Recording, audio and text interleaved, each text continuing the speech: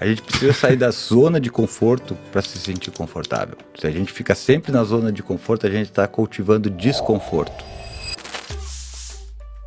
O cérebro tem objetivos claros de criar uma situação de conforto. A situação de conforto é bom? A situação de conforto é desconfortável. Vitória Carvalho, ouça bem isso, Vitória Carvalho é minha esposa. A gente precisa sair da zona de conforto para se sentir confortável. Se a gente fica sempre na zona de conforto, a gente está cultivando desconforto. A gente precisa estender nossa zona de conforto, saindo dela e criando uma capacidade de nós nos relacionarmos com o desconforto de forma que ele se transforme em conforto. Então a gente vive numa vida que é uma vida extremamente confortável, e eu acho que é isso que o Wesley está falando. Negão, se eu estiver dizendo besteira, você me corrige aí. Mas assim, a gente vive uma vida extremamente confortável e nós nos adaptamos a essa vida confortável de forma que a gente fica sensível para qualquer coisinha. Ele vai falar dos mimados dopaminérgicos, velho, adoro esse termo. Mas é um pouquinho isso, velho. A gente tem que estar sempre explorando os nossos desconfortos. Sair da nossa zona de conforto faz com que a gente tenha a capacidade de se organizar para buscar um conforto que não dependa exclusivamente do ambiente externo. Mas o problema desse avanço tecnológico que teoricamente trouxe uma questão ambiental muito pontual e muito diferente do que a gente estaria fisiologicamente selecionado para estar presenciando. É um fator externo, né, que foi criado, interno, sei lá, que a seleção natural continua acontecendo e a gente vai ser selecionado em função disso. Sim, então, de certa forma, sim. É tipo como se tivesse caído um cometa, mas o cometa que caiu é que a gente inventou a internet e uma linguagem. A tecnologia. A gente e as demais espécies vão ser selecionadas a partir desse contexto. É interessante isso, né, cara? O Wesley andou lendo um livro que eu gosto muito, que é o livro chama Para Compreender o Comportamento, do William Baum. E o William Baum, ele vai botar o comportamento como a estrutura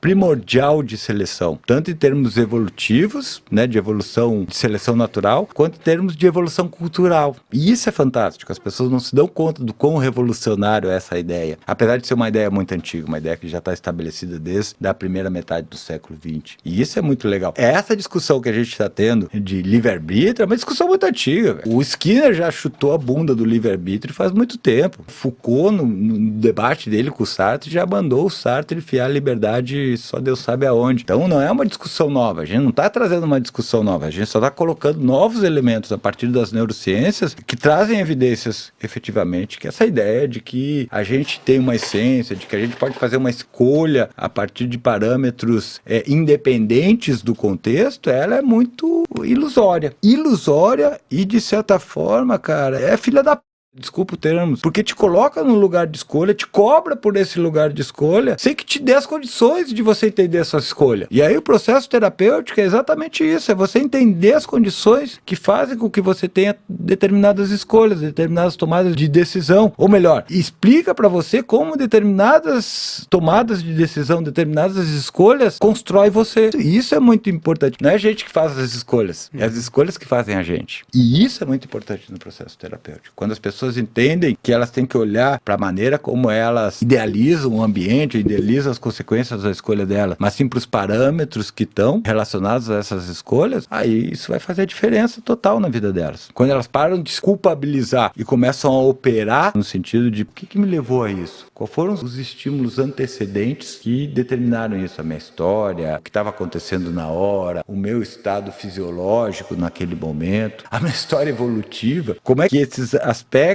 se organizaram para determinar a minha tomada de decisão. Aí isso faz toda a diferença. Mas tu compreender isso não necessariamente te leva a mudar. Sim, te leva a mudar, porque você só pode compreender isso quando você cria novas conexões no teu cérebro. Sim, quando você cria uma camada de conhecimento adicional. E quando essa camada de conhecimento adicional é criada, ela começa a influenciar na camada anterior. Se você cria um conhecimento sobre como você toma as suas decisões, esse conhecimento vai influenciar na tua tomada de decisões, na próxima vez que você tomar decisões. Mas não necessariamente é o suficiente para, por exemplo, pode ter uma pessoa que fuma e com certeza ela sabe todos os malefícios do cigarro e talvez ela saiba até quais foram os fatores ambientais da vida dela que levaram ela a gostar do cigarro. Mas ela não sabe quais são os fatores que estão fazendo com que ela acenda o próximo cigarro. Exato. Quando ela souber os fatores que fazem com que ela acenda o próximo cigarro, daí ela pode operar esses fatores. Daí ela vai estar assumindo algum grau de liberdade em relação a isso. Sempre? Isso é uma afirmação? É uma afirmação, mas sempre é aí você me fode, né, negão? Na maioria das vezes. Probabilisticamente é isso que acontece. Eu não sei se eu concordo. Eu não sei se eu tenho o direito de discordar, né? Mas... Foda-se.